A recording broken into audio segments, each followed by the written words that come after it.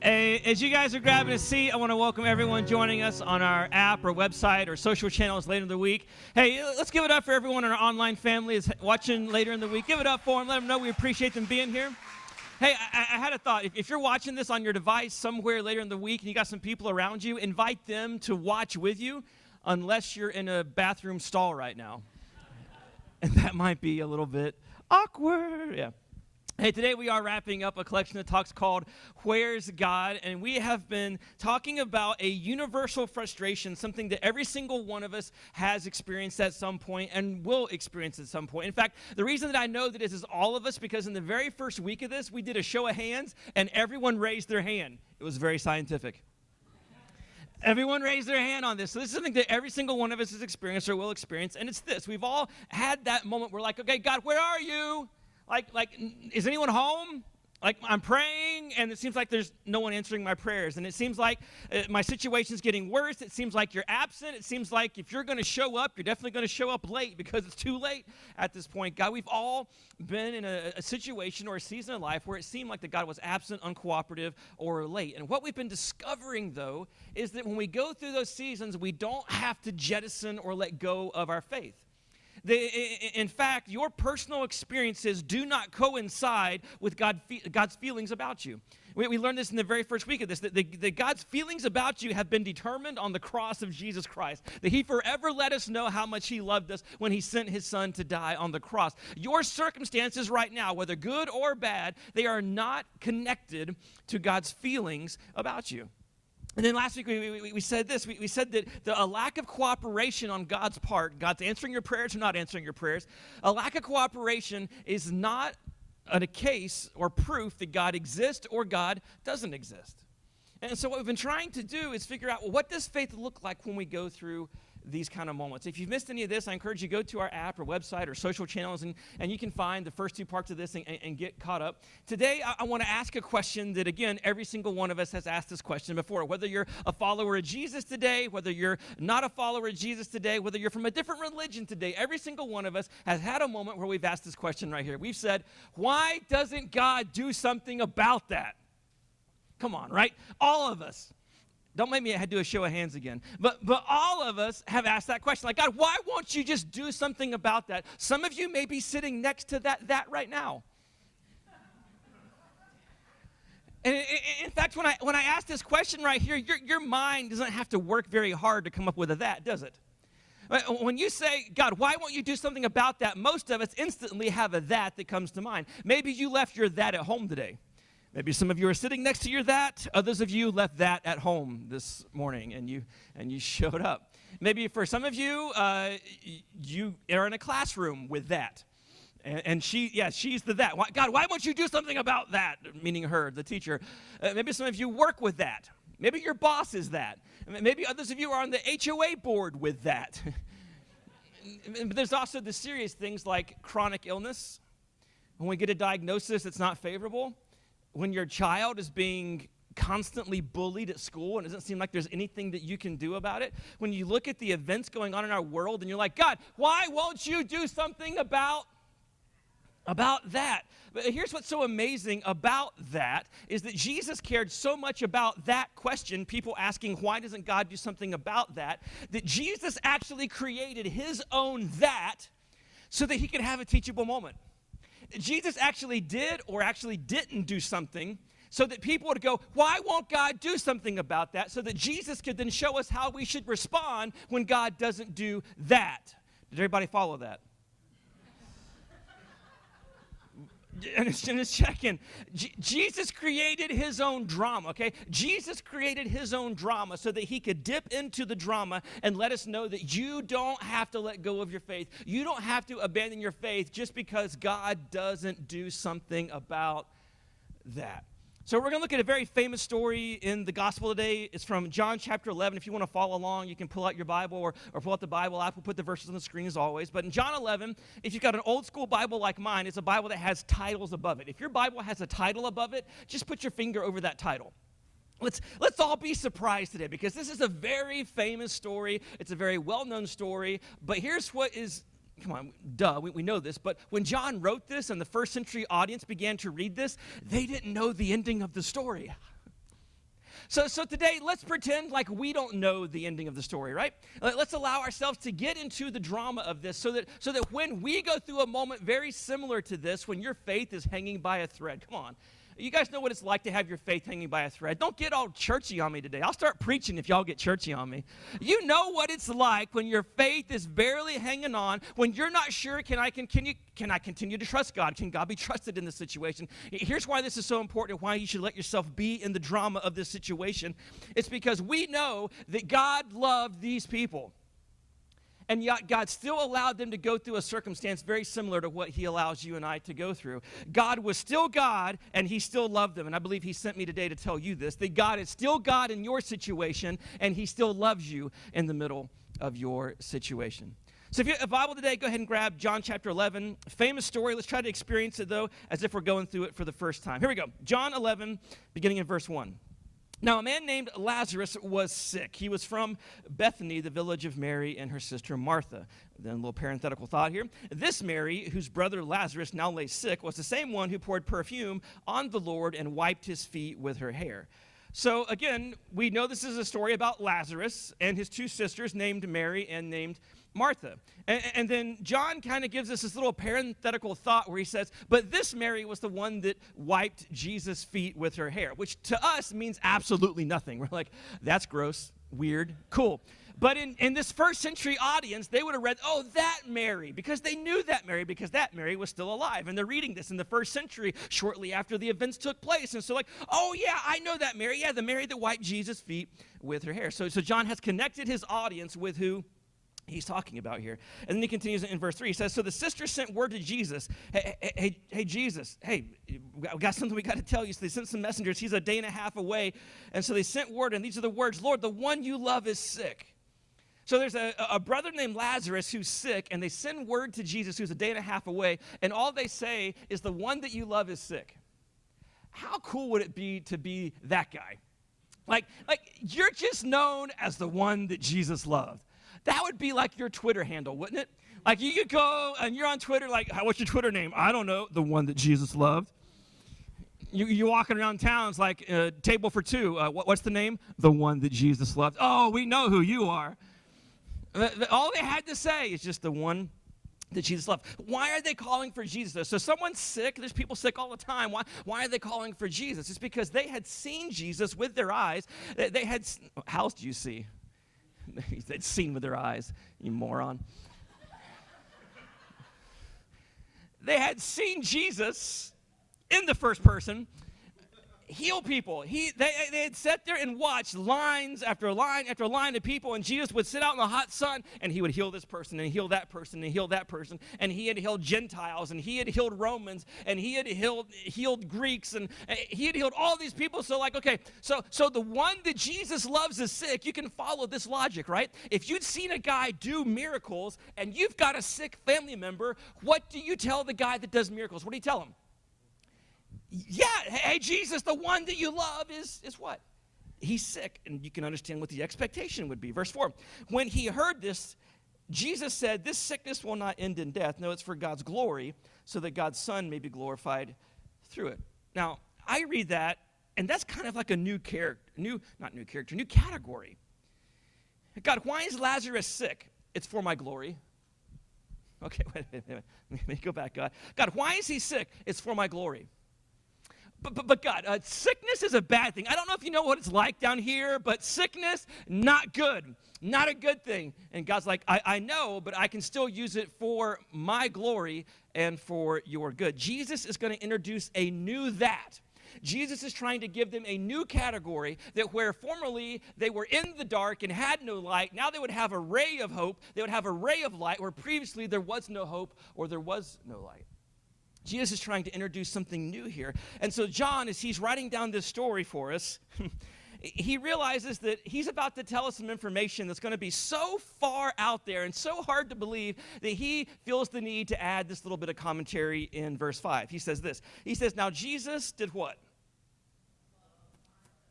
Oh, come on, help me out, church. What did he do? Jesus did what? He loved Martha and her sister and Lazarus. And so John's like, I just got to let y'all know because y'all are about to get some information that's going to make it seem like Jesus did not love them. In fact, it makes it seem like that these were Jesus' enemies. So I just got to let you know that Jesus didn't just like them. Jesus didn't just like know their name. Jesus loved them like family, because what I'm about to tell you is going to make it seem like the exact opposite of that. And so we go into verse 6. So when he heard that Lazarus, again, Jesus, when he heard that Lazarus was sick, he what? He stayed where he was for 2 more days. And then he said to his disciples, let us now go back to Judea. The messengers show up and they're like, hey, Jesus, the one that you love is sick, and Mary and Martha want you to come and heal their brother. And so all the other disciples, they all stand up and, they put their outer robe back on and they're getting ready to go. And Jesus is like, where y'all going? where y'all going? We're not going anywhere. Sit back down. And so they all kind of like, really? Okay, well, sit back down. And so they all sat back down, and they just stared at Jesus like, and Jesus just stared back at him. And it was just awkward. And they did this for not just 1 day, they did this for 2 days. Just sitting there like, okay, Jesus, it's been 2 days now. And finally, Jesus is like, okay, now, after 48 hours, now let's go back. And so look at what they say in verse 8. I love this. But Rabbi, they said, a short while ago, the Jews there tried to stone you, and yet you're going to go back? Here's the implication. Jesus, when the Jews try to stone you, sometimes they miss and it hits us. This is a principle of leadership. If you follow someone that gets stoned, you're going to get hit from time to time. And so they don't want to go back. Like, Jesus, are you sure you want to go back? Like, it's been 48 hours now. We're pretty sure whatever has happened. And so you seriously, you want to go back because they've got stones, and sometimes they miss them, and it hits us, and it hurts. And they act like they're trying to protect Jesus. And so Jesus does what Jesus always does. And this is why when I read the Gospels and as I've studied the Gospels, this is why they have such authenticity to me. Because if me and a group of guys sat around and we tried to invent a new religion, and so we all, okay, so we got like the smartest and the brightest and the best, and we're going to collaborate, and we're going to come up with this brand new religion that we're going to try to persuade, all the world with. And so we're writing out the story of our superhero, our divinity, our God, our whatever. And as we're writing this down, when we got to things like this, we would just omit this. We would skip right over this because this does not give it credibility. These are the kind of things that when I read the gospel and the fact that they made it into the gospel, I'm like, that had to happen.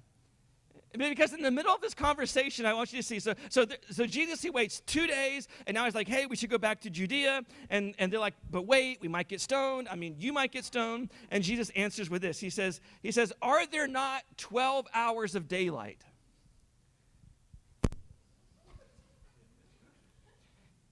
And they're looking at each other like, what is he talking about? And they look over at John, do you know what he's talking about? I don't know, but I'm going to write it down in case it makes sense later. And so they're like, are there not 12 hours of daylight? And so Jesus just elaborates so much. He says, anyone who walks in the daytime will not stumble, for they will see by the world's light. It is when a person walks at night that they stumble, for they have no light. Wow, Jesus, that's profound. I have no idea what you're saying. Like, they're clueless. Like, what is he talking about? Let me see if I can shed some light maybe on what Jesus is talking about here. Jesus is talking about opportunity. He's talking about that in the daytime, you have the opportunity to do things. But at night, especially in this culture where there had not, the incandescent light bulb had not been invented yet. At night, basically, your opportunity was zero, right? You had no light. And so Jesus is saying this. This is so profound. What he's saying to the guys is, guys, listen to me. I'm only going to be with you a little while longer.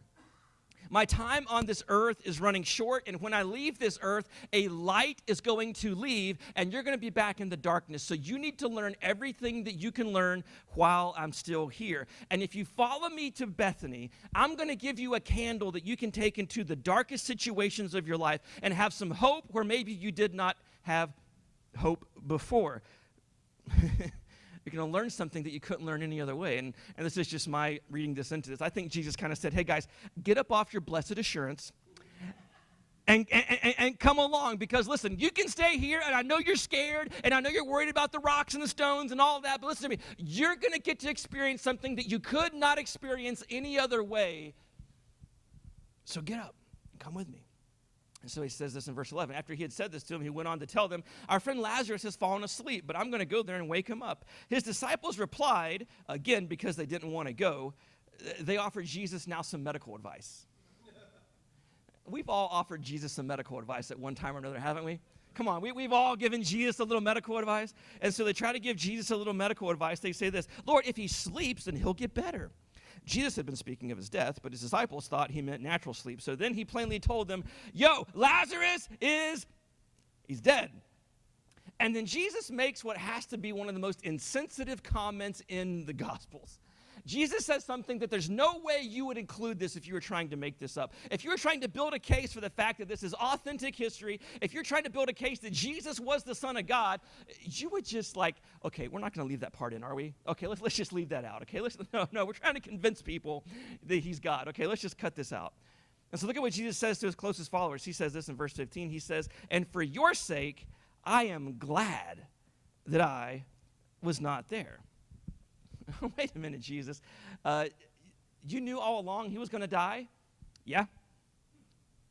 And you knew that Mary and Martha were going to nurse their sick brother who they love, who you say that you love. You knew they were going to nurse him all the way to his death, and you knew you could do something about it, but you didn't? Uh-huh. And you're glad about this? Yes, I am glad I was not there. Jesus, okay, help us out here. What could be so important that you would not save the life of the one that you love? Rest of verse 15. So that you may believe, but let us go to him. That's a new category for your theology right there. You can put that in your theological pipe and smoke it. That's different. Because what Jesus has just done is he created a that so that we could understand what God is doing when he doesn't do that thing that we think that God could or should do for us. That's different, wouldn't you agree? That's different. But before they pack up and they leave, I love this next part. I always want to include it because this is like the funniest part in the whole story to me. Because there was one of Jesus' guys, one of his followers, that was a little bit of an Eeyore. You guys remember Eeyore, right? Remember from Winnie the Pooh? Can I just tell y'all something funny? In my house when our kids were little and they'd run around with a shirt and no pants on, we would call that Pooh Baron.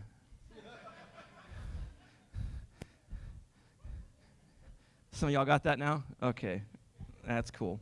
So remember Eeyore. Eeyore was the guy that everything was bad.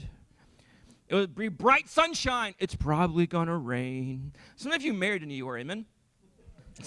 Some of you gave birth to an Eeyore. But like an Eeyore is someone that everything is bad, everything's gloomy. And Jesus had one of these guys in his group. So look at this, verse 16. Then Thomas, also known as Didymus, said to the rest of the disciples, let us also go that we may die with him. Like T. Diddy is like Lazarus is...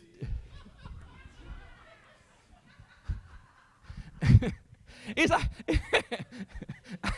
I don't know where that came from. So Lazarus is dead. Jesus is going to get stoned. We're probably going to die with him. It's going to be one big, massive funeral. I guess we should go. Right? I love the humor in that. Maybe I'm just morbid, whatever. Verse 17. On his arrival, Jesus found that Lazarus had already been in the tomb for 4 days. Now, here's where we have to pause and kind of insert ourselves into the drama of the situation, because Lazarus is dying with no morphine. Lazarus is dying without the aid of any drugs. Lazarus is dying, and we don't even know why he's dying. And so Mary and Martha, they send a message to Jesus, and then what happens? You know exactly what happens because you've lived this situation as well. Mary and Martha, they take a rag, and they're wiping Lazarus' brow, and they're trying to keep Lazarus comfortable, and they say this to Lazarus, Lazarus, brother, don't worry. We've sent for Jesus. Lazarus, don't worry. Jesus is coming. Lazarus, don't worry. Jesus will be here. Mary, go out and wait by the road, and the moment you see Jesus, call for us so that we know that Jesus is on his way, and tell all the people in the city that's worried about Lazarus, tell them that don't worry, that Jesus will be here, that we sent for Jesus, and Jesus is going to come. And they waited, and they waited, and they waited, and the entire town waited, and they watched as the life passed from Lazarus' body. And so the people in Bethany that took care of these things in these days, they eventually come to Mary and Martha after a couple of days of mourning and grieving, and they're like, ladies, we have to bury the body. And they're like, no, we can't bury it because Jesus is coming. We called for Jesus. He's going to come. He's going to be here. And they're like, but ladies, it's been 4 days. Now, to let you in on kind of why that was significant, there was a superstition among the Jews in this time that a person's soul or their spirit would hover around a body for 3 days. The intent was to enter the body once again, but when the spirit would see the body begin to change in appearance or actually begin the decay process, the spirit would then leave. In other words, it's been 4 days now. It's been too long. He's not just dead. He's what? He's dead. And so they watched, maybe they participated as their brother was wrapped up, just like Jesus would soon be. Wrapped up, placed into a tomb, and the stone rolled in front, and they began to mourn. And isn't that where you and I find ourselves in the story sometimes? Isn't that where we find ourselves in the story? It's like God, I prayed, I went to church, I put some money in the offering basket, like I read my Bible. Gee, I read my Bible every day this week, Jesus. I prayed, and I had people around me pray. I never asked them to pray for anything, and they're praying, and we all prayed, and we thought that you could, and we thought that you should, and you, where are you, God? Isn't that where we find ourselves in the story sometimes? Isn't that where we see ourselves? And so here comes Jesus 4 days later. Again, even in their superstitious way of understanding things, that means there's no hope. He's gone. Here comes Jesus strolling into town with no sense of urgency, with his posse. And you know that had to be so embarrassing for the disciples because they could hear the whispers. They could hear look, there he is. He didn't even save the one he loved. He let him die. He didn't even come to the funeral. And here they look at the nerve of them walking into town, all strutting in. Think how embarrassing it was for them as they came into town. It picked things up in verse 20. When Martha heard that Jesus was coming, she went out to meet him, but Mary stayed at home. Okay, let's just speculate for a second because we can. Why do you think Mary stayed at home? I mean, Martha goes out. I mean, they don't have to wait with Lazarus anymore because Lazarus is already in the grave. But Mary stays at home. What was Mary feeling? Mary was feeling all the things that we feel. Like we gave you every chance, Jesus. We did. We prayed. We called for you. We called on your name. We waited patiently. She felt all those things. She's like, you healed Gentiles, but you can't even heal your own people now? Martha, though, she was a bit of a hothead. She runs out. She sees Jesus. She's hot. Look at verse 21. She says, Lord, Martha said to Jesus. I imagine her finger was out. If you had been here, my brother would not have died. This is your fault. This is your doing. You're responsible. And again, isn't that where you and I insert ourselves into the story? Nobody is immune to this. Our situations are not the exemption. In fact, in some ways, our situations are the rule. That even good, godly, Jesus-friendly people, they go through the same circumstances that you and I go through. And when we go through these things, we can ask and we can say, Jesus, where were you? But then I want you to look at the faith that Martha had, even in her anger. Verse 22. But I know that even now God will give you whatever you ask. Jesus said to her, your brother will rise again.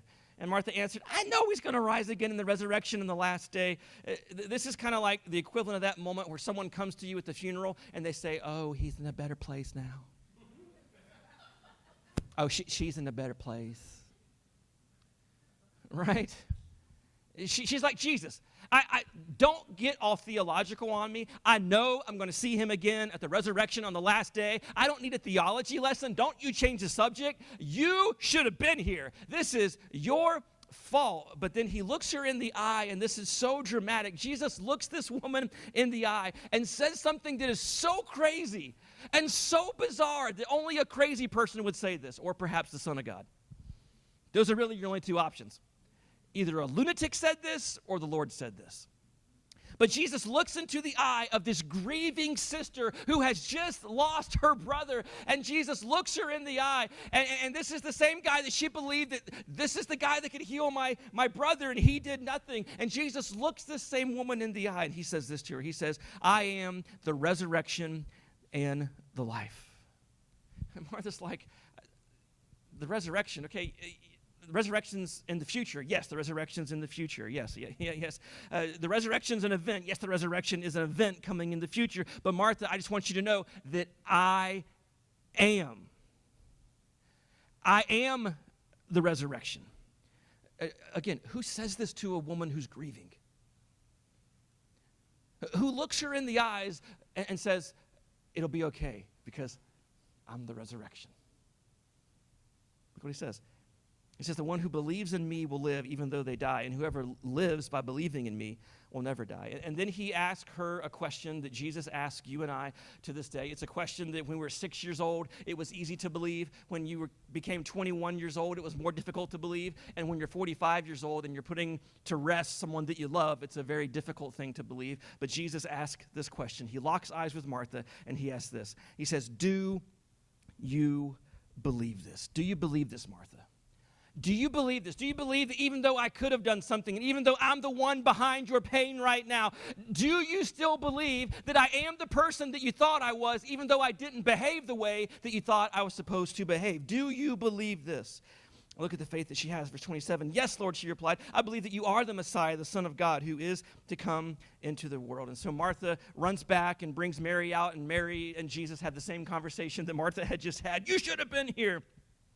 But then John tells us this little detail that when Jesus sees the emotion of Mary, he sees Mary crying, he sees all the people that are there to mourn that day, he sees this emotion, and whether it was on the way to the tomb or once they got to the tomb, we don't know exactly, but at some point, Jesus becomes overwhelmed with the emotion of the moment, and John records something for us that lets us know that when we go through the most difficult times, when we are heartbroken and feel abandoned and feel like God has left us, that God has the ability to enter into that situation. God has the ability to enter into your pain, even though you think he could have and he should have and he didn't. God has the way to enter into your pain and feel this right here.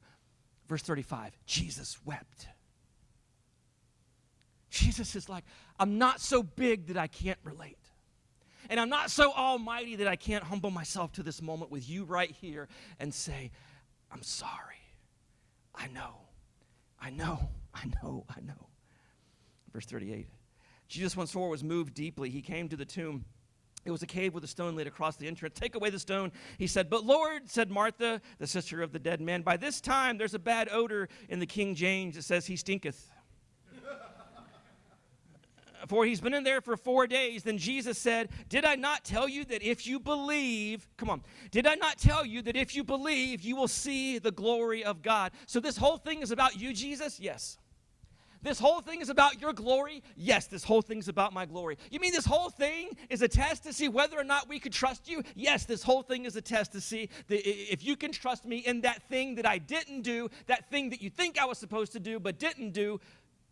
Yes, this is to let you know, Jesus, you would let your friend die to teach us this? Yes, that's how much I care about this, that if you will keep your eyes open, if you will continue to press into me, if you will continue to chase me, if you will continue to pursue me, if you will continue to believe in me and take one step after another in the middle of that situation where there is no hope and it seems so dark and nothing good could ever come out of this, God says, I promise that you will get a glimpse of my glory even in that situation. Look at verse 41. So they took away the stone. Then Jesus looked up and said, Father, I thank you that you've heard me. I know that you always hear me, but I said this for the benefit of the people standing right here, that they may believe that you sent me. When he said this, he then called to Lazarus in a loud voice, Lazarus, come out. The dead man came out, his hands and feet wrapped with strips of linen, the cloth around his face. Jesus said to them, take off the grave clothes and let him go. Do you know why Jesus said to Lazarus, hey, someone take off his grave clothes and let him, you know why he had to say that? Because there ain't nobody going to go up and touch him. Come on. They're like, what? You going up there? I ain't going up there. Jesus, is this supposed to happen this way? Like they are legitimately freaked out, and Jesus is over here with a big grin on his face, and they're like, I'm not going up there. You going up there? And so, Lazarus is like,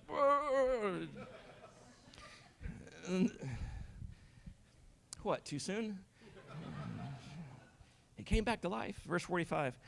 Therefore, many of the Jews who had come to visit Mary had seen what Jesus had done, and they believed in him. I bet they did. I bet they did. I bet everyone in that town, everyone in that vicinity, because this story is spread like wildfire, that Jesus didn't just heal someone this time. Jesus didn't just help someone who was really sick. Jesus didn't bring someone back who maybe was unconscious and we couldn't quite find a strong pulse. No, this guy was dead for 4 days, and he brought him back to life. Is there anything that Jesus cannot do? And so we take this and we end it in the same place that we began it, with this question right here. Why doesn't God do something about it? Why doesn't God do something about it? Whatever that is in your life, why does God not do something about this? Well, here's what we know. Because of Jesus and his friends in a small town outside of Jerusalem on this day, we can know some things. And the first thing that we know is this. Why doesn't God do something about it? Well, now we know that he can. We also know that, sometimes he waits. But also we know this, is that we can trust him in the meantime. Why won't you do anything about this? I don't know. But what I do know, I know that he can, and I know that sometimes he waits. But I also know that I can trust him in the meantime. Why won't God do something about this? I don't know. I don't know why God won't do that for you, but here's what I do know. I know that he can do something about it. I know he can do something about it. Even now he can do something about it. But I also know that sometimes he waits. But the most important thing is you can trust him in the meantime. Why? Because he made us this promise in verse 40. He says, if you believe, you will see the glory of God. If you believe, you will see the glory of God. If you continue to trust, if you continue to follow me through the tears, through the pain, if you continue to pursue me and maintain the relationship in the midst of that there is no explanation for, that I can still bring it about for my glory and your good if you will continue to believe. And I know that's not the emotionally satisfying answer that we would like at the end of a collection of talks like this. And that's fair. But this is what Jesus has left us with. This is the thing that Jesus has left us with. This is the thing that Jesus has given us. He's given us this candle, this hope in the darkness, and he hands it on because he knew that his disciples were about to go through the darkest moment of their life. As they watched their Messiah being beaten and flogged and then nailed to a Roman cross, and not just die, but be dead. God, why would you not do something about that? I don't know. But I know that he can. I know sometimes he waits, but I know that I can trust him in the meantime. That was their message. They went out into the world with this. This was the message of the church. If you continue to believe and continue to trust, that you will get a glimpse of God's glory in the middle of that thing that you think there is no hope and there is no chance of anything good ever coming out of this. That was their message. That was the message that continues to this day. If you will trust and believe and continue to follow. So these are three people that we know that Jesus knew their names, Jesus loved them, Jesus cared about them, but he still let them go through the valley of the shadow of death. But he was still with them, and he is still with you, church. He is still with you right now.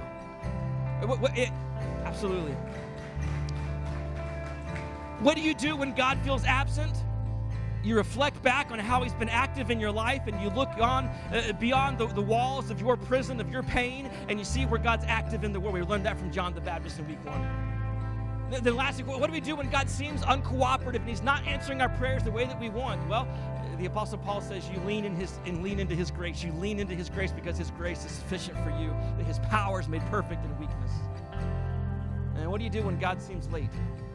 When it seems like it's too little too late, you do what Mary and Martha did. They trust and they look for his glory. They trust and they look for his glory. They trust and they look. They trust and they look, because if you continue to trust and if you continue to look, you will see his glory in the middle of that thing that is most painful in your life. Let me pray for us, church. Jesus, we run to you this morning. We run to you. So often, we don't understand why you allow certain things to happen. You don't make all your ways known. There is a mystery to following you. And Father, for one, I'm glad there's a mystery. I'm glad that my God is so big that I can't put him in a box and figure out everything that he does and why he does it. God, I'm glad that there's a mystery. Help us to embrace the mystery. To not reduce you down to a formula. Father, there's some people in this room right now, God. I know there are some heavy hearts in this room. I know there are some people in this room right now that feel like they've been praying about something and praying about something, but you seem to be either absent or just really, really late. And they're wondering right now, is this true? Is this message true? Or is this more noise? Father, you are the only one that convinces us. You are the only one that can convince us that this is true and that this is from you and that this is absolutely the way that you operate in our lives when we can't understand it. Father, I pray that right now in this moment that you make yourself real, that you make yourself known, that you speak to our hearts, and for everyone that is brokenhearted today, that you would be near to them. For those that are waiting and waiting and waiting, and their faith is holding on by a thread right now, I pray that you would strengthen them, that you would hold them up with your mighty right hand. Father, I pray that you make yourself known in this moment. Make this truth etched upon our hearts. Do that as we run to you today. We run to you. We run to the Father. Church, stand and sing with us today.